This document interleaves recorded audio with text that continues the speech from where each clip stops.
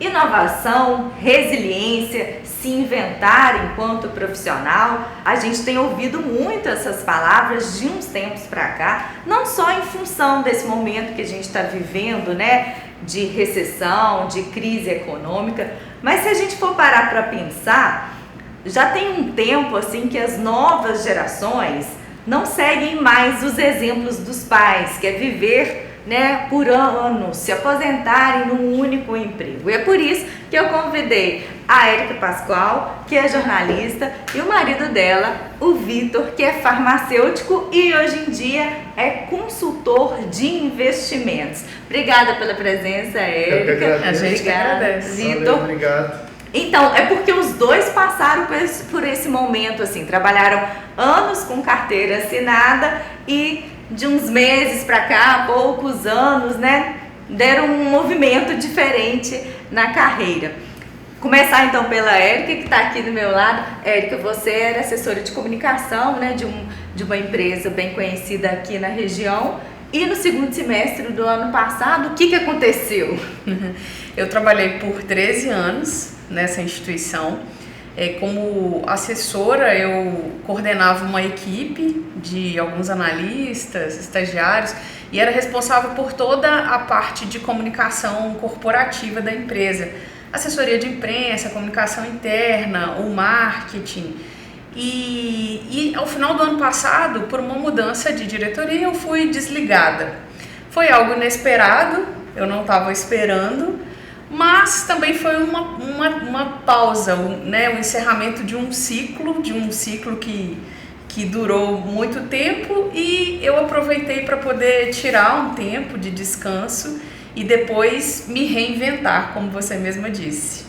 Então, aí agora quem está sempre no Instagram já pode ter visto a Érica, que ela está dando dicas, assim, consultoria de marketing digital. E eu acho que é interessante o que você disse sobre, assim, encerramento de ciclo, né? Porque quando vem um período de desligamento, principalmente se você não estava esperando, né? Tem aquele baque. Mas é importante, né, dar a volta por cima e ver que um novo horizonte se abre, né? Verdade.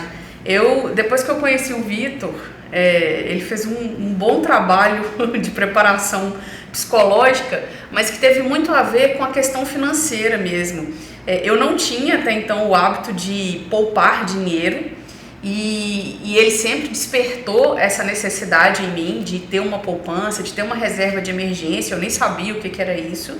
Então, antes de ser desligada, eu já trabalhava na minha cabeça essas questões. Um dia eu posso precisar de algum dinheiro. Então, eu acredito que essa questão financeira, ela me deu uma base emocional grande também. Me deu uma segurança muito grande. Então, quando eu fui desligada, pensei, poxa, né, vamos reinventar, vamos repensar, recomeçar, fazer outra coisa, mas necessidade mesmo, que é o que a gente mais preocupa, né? Enquanto, né, mesmo que você seja solteiro, mãe de família ou pai de família, é o que você mais se preocupa.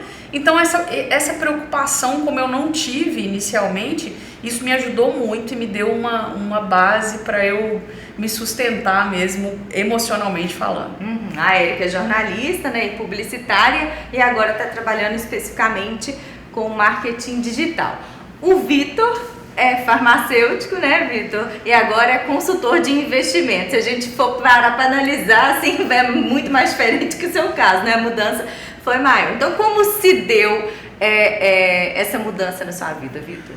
Eu fui demitido, e aí depois de ser demitido do último emprego CLT, eu me deparei com nada para fazer.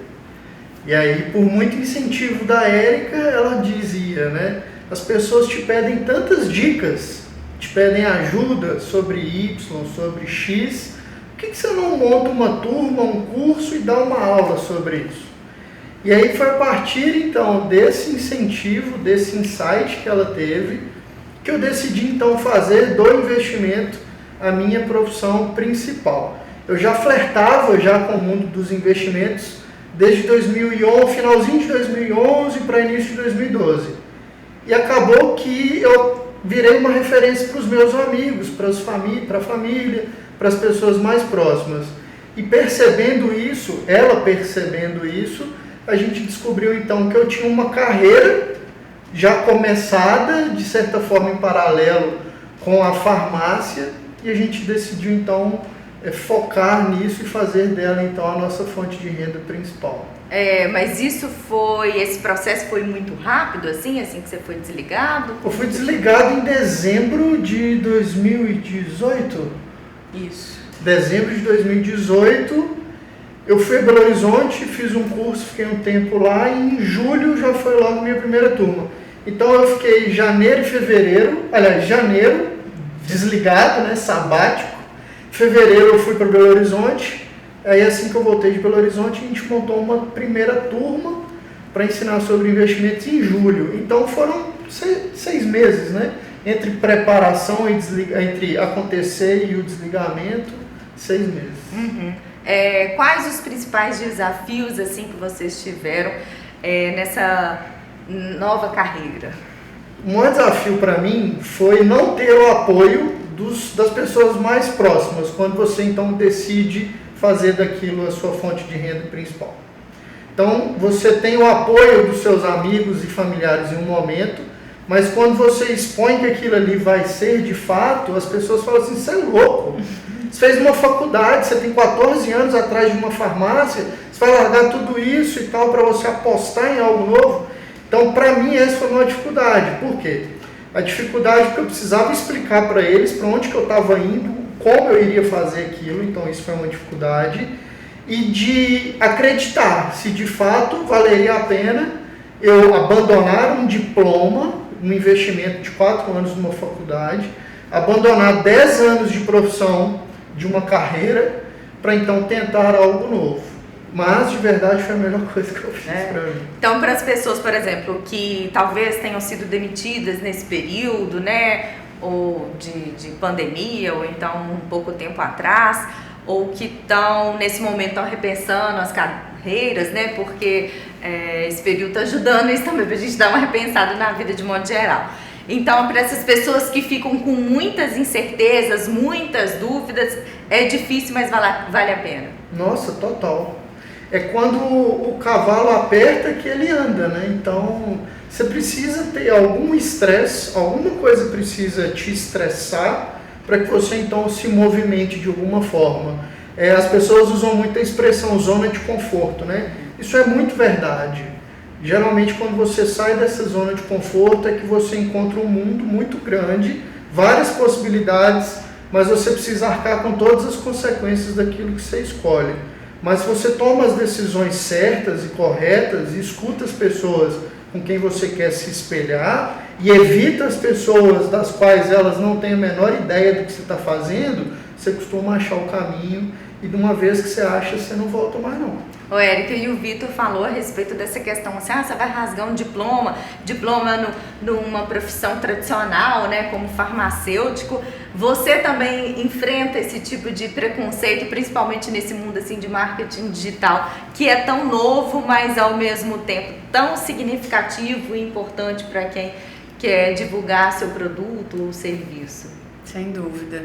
Eu, falando ainda das dificuldades, e essa é uma das dificuldades, mas eu tive que fazer uma espécie de uma imersão mesmo, de uma atualização, porque muitas coisas que eu aprendi na faculdade, que eu aplicava no mundo corporativo, é muito diferente desse novo mundo digital, desse novo mercado que está colocado, né, para o marketing. Por exemplo, quando eu fiz faculdade, tinha impressora matricial.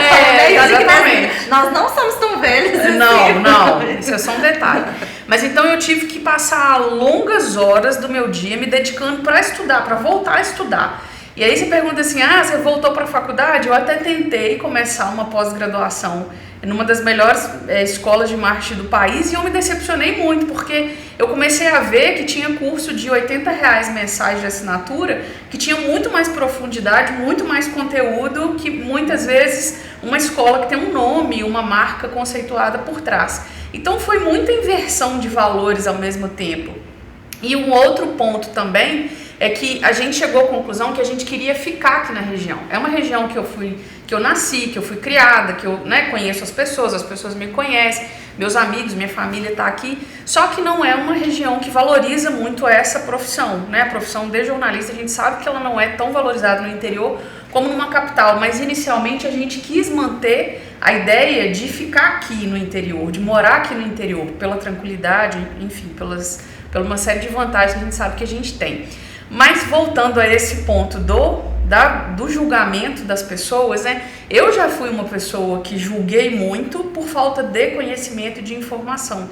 Então as pessoas começam a te chamar de blogueirinha, de uma forma pejorativa, né? E não entendem como que funciona a dinâmica do mundo digital, a necessidade de se mostrar, né? Porque o que não é visto não é lembrado realmente. Então você precisa se mostrar, mas você precisa de estabelecer uma relação de confiança com as pessoas. E para isso você precisa de mostrar seus valores, seus sonhos, as coisas que você acredita, seu estilo de vida, para que você estabeleça um relacionamento, porque a própria rede já diz, é rede de relacionamento. E aí no futuro você venha a vender, a monetizar o seu conhecimento ou o produto que você vai vender. Então realmente, assim, até que você faz um papel de conscientização das pessoas, realmente tem muitas brincadeirinhas, tem muito julgamento, mas isso a gente tira de letra. Você, Vitor, então já tinha, como você disse, já vinha flertando com essa área de investimento. Muitos especialistas, né, economistas, especialistas nessa área de investimento, falam que é necessário em algumas situações a gente ter mesmo uma renda extra, né? Uma dica pessoal mesmo. Você acredita nessa questão? Eu acho que uma das piores atitudes financeiras é você contar apenas com uma fonte de renda. Quanto mais fontes de renda você tem, melhor. Não quer dizer que você precise fazer várias coisas. Mas, por exemplo, quando você tem um negócio e vários clientes, esses clientes são fontes de rendas diferentes. É diferente de quando você trabalha para um lugar e recebe um único salário. Então, eu incentivo muito que as pessoas... Vitor, você está abominando a CLT? Não, de forma alguma. Mas em paralelo à CLT, eu sugiro, né? Eu acho que é quase como uma obrigação que a pessoa ela tenha uma outra fonte de renda. E o mais interessante é que geralmente essa segunda fonte de renda, elas costumam ser mais prazerosas, no caso do CLT, do que o próprio emprego. Essa segunda fonte de renda ela costuma ser muito mais prazerosa, porque geralmente o cara ele vai fazer um artesanato, ele vai tocar um violão, ele vai dirigir para alguém, ou ele vai fazer um bolo, alguma coisa nesse sentido.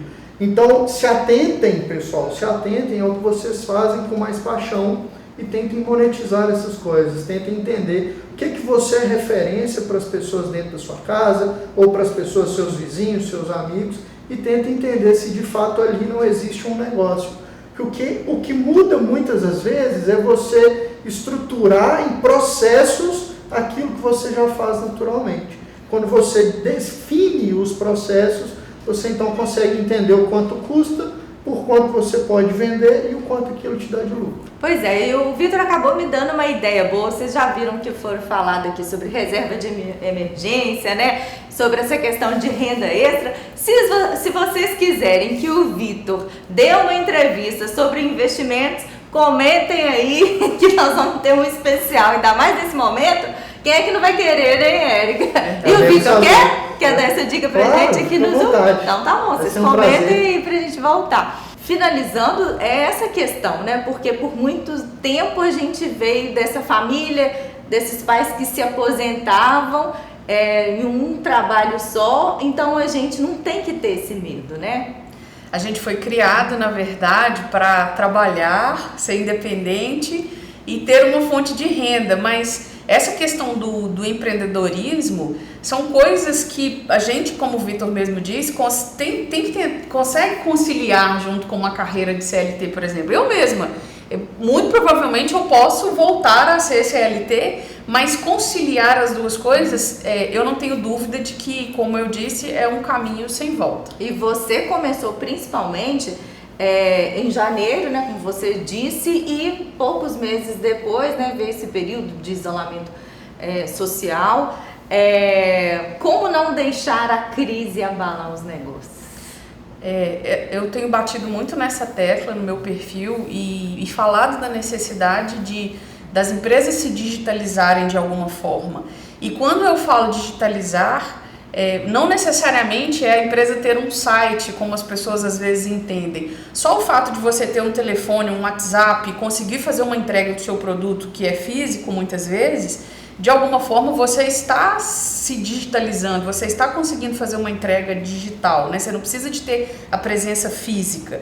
Mas é importante que os empreendedores, de uma maneira geral, aprendam, entendam como que funciona esse processo para conseguirem realmente colocar em prática, utilizar as redes sociais a seu favor e ter outras formas de fazer a entrega do seu produto. O grande desafio, a gente fala que é para o físico, porque a pessoa tem que entregar e pegar. A prestação de serviço muitas vezes fica um pouco mais fácil, porque você, como eu disse, quando você tem conhecimento, de alguma forma você consegue monetizar o seu conhecimento, porque o que você sabe, o outro não sabe. O que é óbvio para você não é óbvio para o outro. E muitas vezes você encontra uma maneira, né, de maneira criativa, de realmente ter uma fonte de renda compartilhando o seu conhecimento. Considerações finais, Vitor? Já fiquei sabendo que você gosta de falar. Tá doido. Considerações finais. Poxa, se eu pudesse dar uma dica para quem está ouvindo, entenda bem o que você gosta de fazer, que pode ser de fato a grande fonte de renda da sua vida. Tenta esclarecer nisso, tenta entender de fato o que você tem maior afinidade, tenta explorar isso de forma comercial. Muito obrigada aos dois pela participação, por abrirem pra gente um pouco assim desse bastidor da vida dos dois. A gente agradece. Como que foi esse processo, e para você também. Espero que a gente consiga ter ajudado assim a colocar a sua cabeça assim para funcionar e para pensar em novas perspectivas. Zug, conteúdo o tempo todo.